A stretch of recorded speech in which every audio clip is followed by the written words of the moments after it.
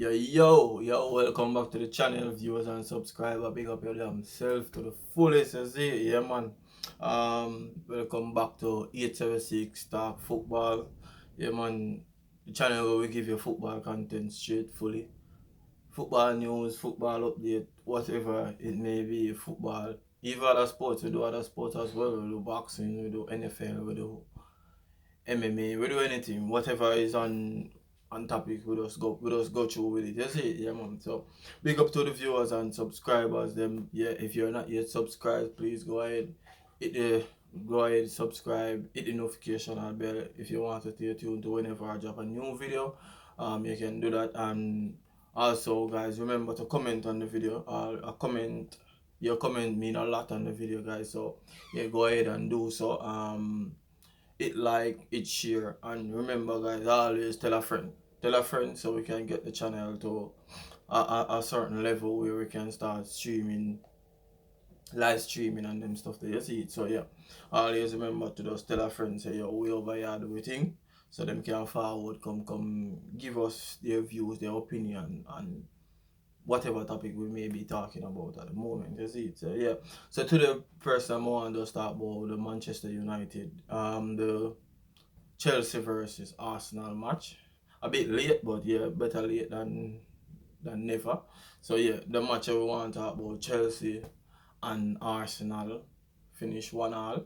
Yeah, very good match, very big match. A match where a statement match so far in the season. We in like 11 match so far. So yeah, so it's a statement match where we are fight for the top, the top, let's say third and fourth, because right now the table look like the table back in 2005, 2006, where the big boys them up there, where you have the Liverpool, the Man City, the Arsenal, the Chelsea, the big boy them up at top here. So the table look familiar like back then, but yeah.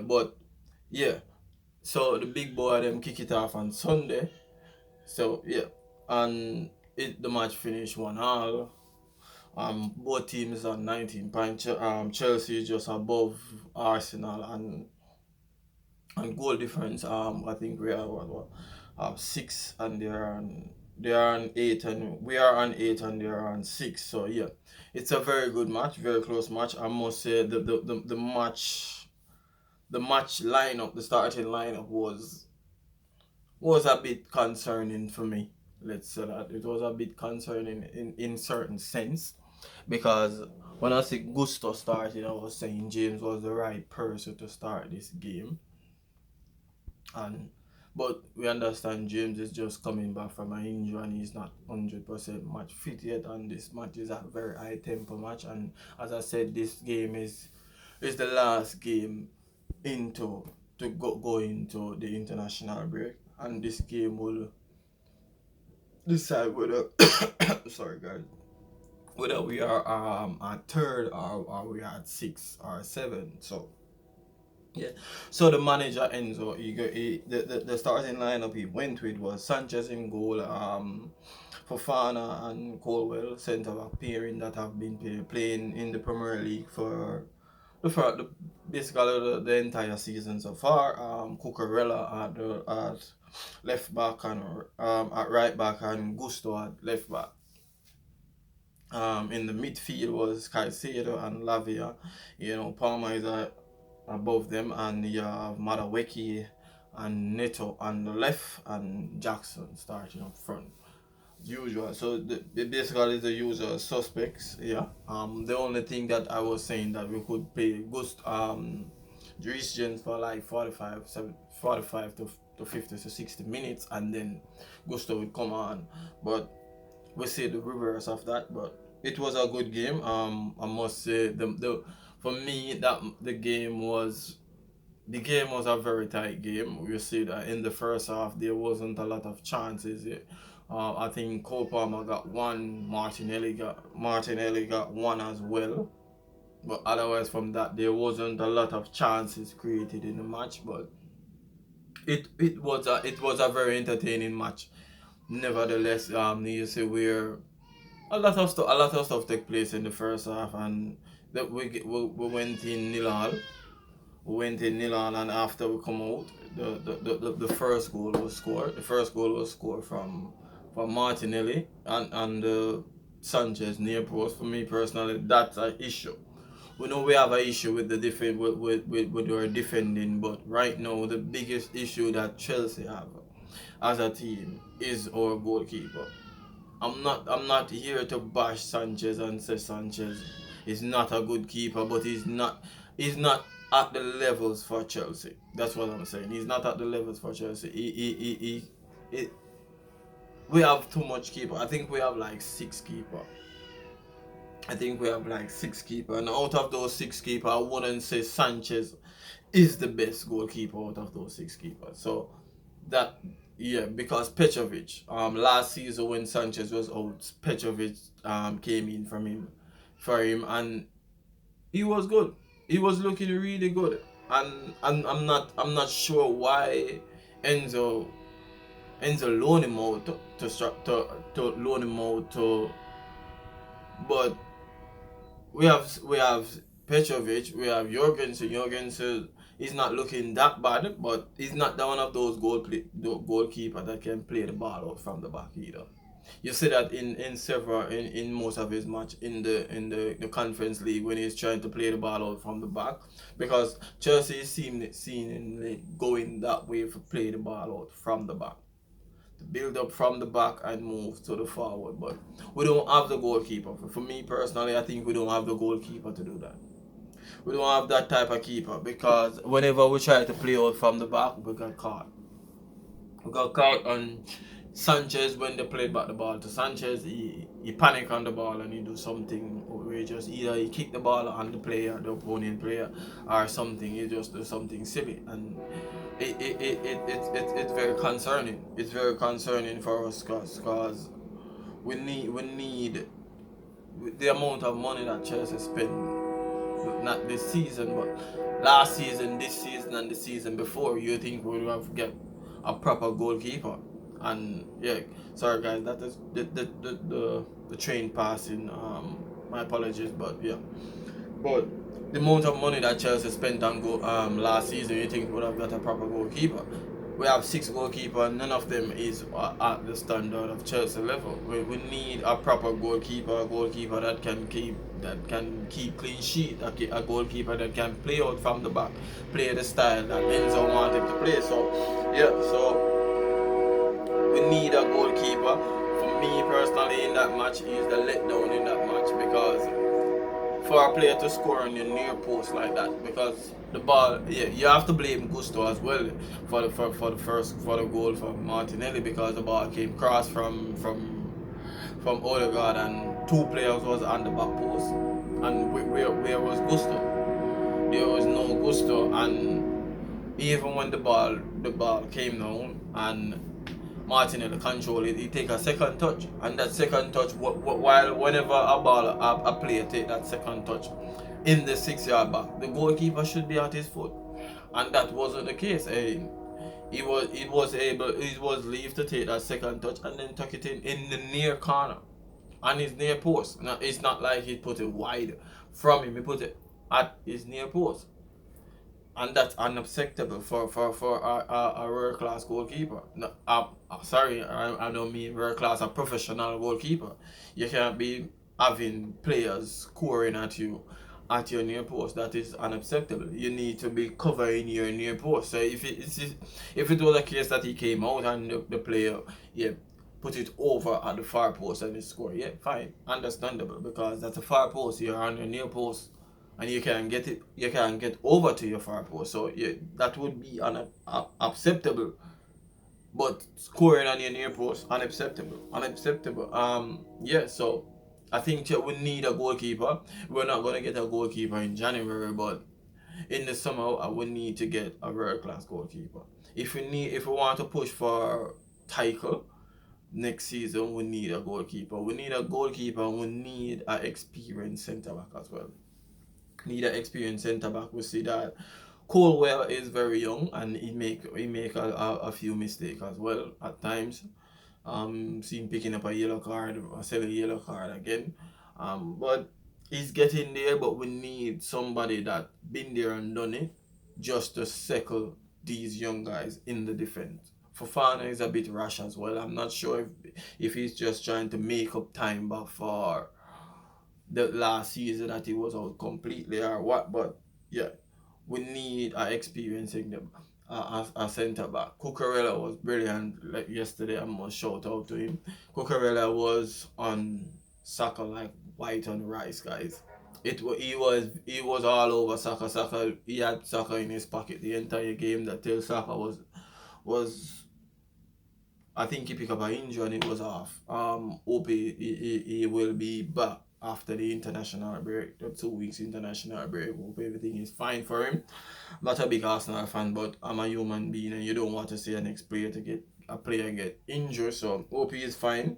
But Cucurella was brilliant in the match. He was back there up and down. He was all over the field. He was in the left back position, the right back position, and he was up and down. He was in the midfield. He was all over the field. He was all over the field doing what he does. And in the midfield was a bit. The midfield was good. We see Caicedo doing what Caicedo do. We see that he's getting better playing with Lavia. But for me personally, I think that Enzo should have started that match because Caicedo and Lavia are two ball winning players. None of them are going to push the ball forward at every time whenever they get the ball. So I think Enzo was the person that should have started over Lavia in that game. And we see that when Enzo come on, we see he gave him. I'm not saying that Enzo should start every game, guys. Don't get me wrong, but I'm just saying for this game, I think Enzo should have started because, as I was saying, we see him came on and he provided an assist for Neto. So he's one of those ball playing forward. Some of the time he hold up the ball. That's my only complaint with him. He hold up the ball too long, and when Jackson making that run, he hold up the ball too long, and then Jackson is offside. So that's my main problem with Enzo. But differently from that, I think he should have started in the match. However, he came on and he do what he do best. Madueke in the game was a bit silent in the first half as well. Um, nothing much from him. Yeah, and Cole Palmer was a bit silent too as well. Most player for I think all of the top teams, the top 6 teams that Cole Palmer played this season, he's been a bit silent, and it's understandable because all of them know what he's capable of, and they know that he is going to create something whenever he's on the ball. So what they do, they put like 2 or 3 men on him and get him out of the game completely. So I'm not going to say that he's not a world class baller. For me, he's a world class baller and he's a very good player. But you just have to learn to work with 3 or 4 ballers on him. You just have to work with that, and we as a team we have to work. We have to come up with solution, guys.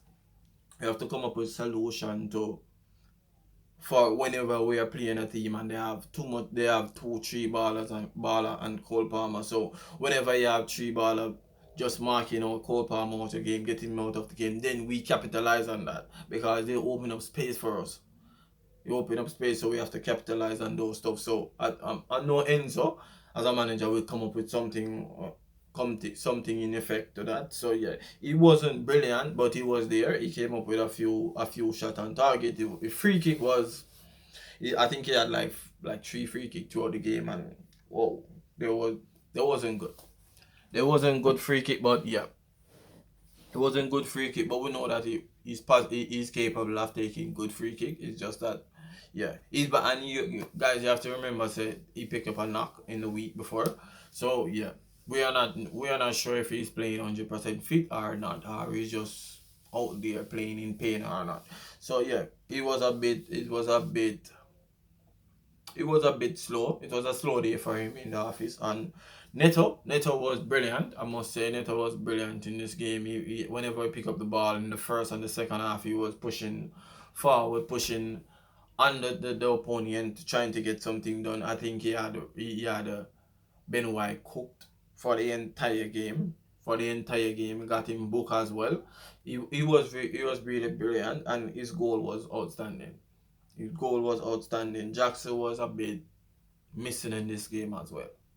He was a bit missing. And what I want to say about Jackson and Cole Palmer, we know that their link up play is very very good. There are two players that are very important for Chelsea right now. But whenever we have incident like this where both of them are marked out of the game, we need to put in somebody. We can.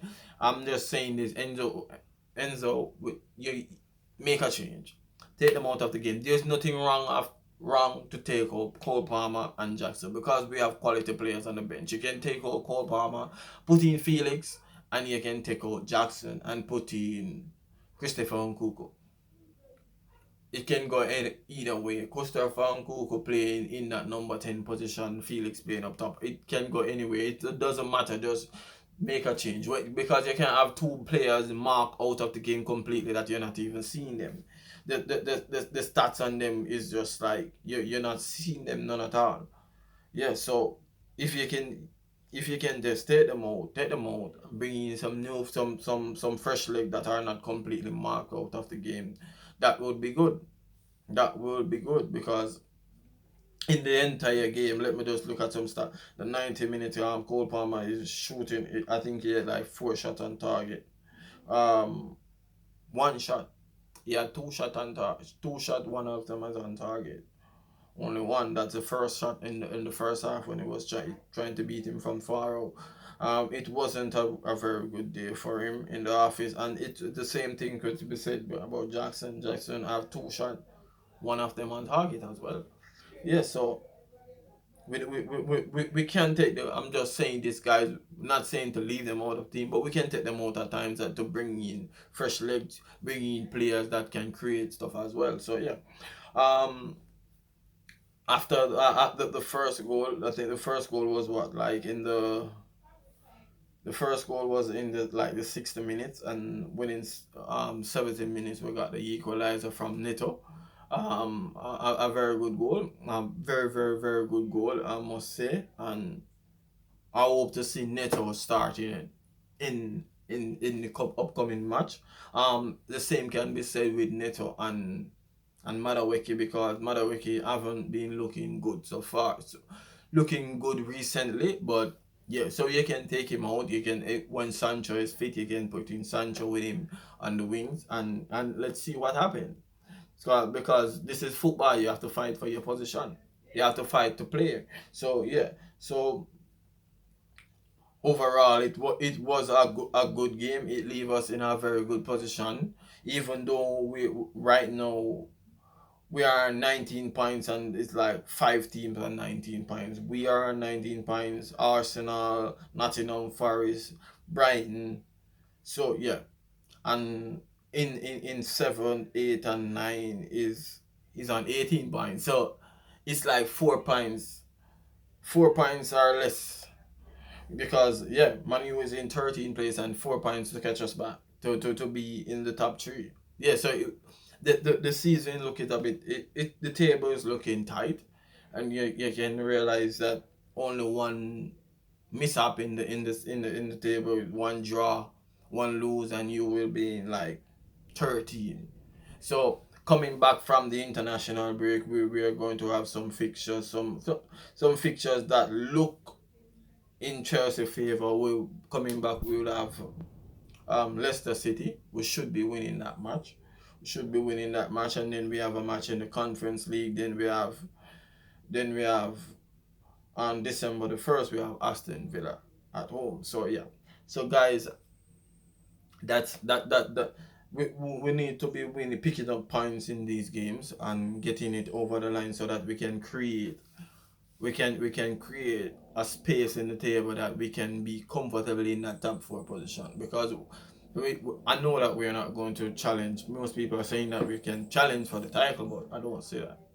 I don't see that at the moment, guys. So yeah, what we need to create a space between the top 4 and the top 5, because we need to be in Champion League.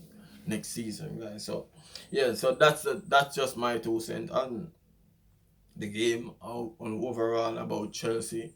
And yeah, that's it for me. Let me know your thoughts, guys. Let me know what you think about the match on Sunday. What Enzo Maresca should be doing different, who players that he should be giving more game time.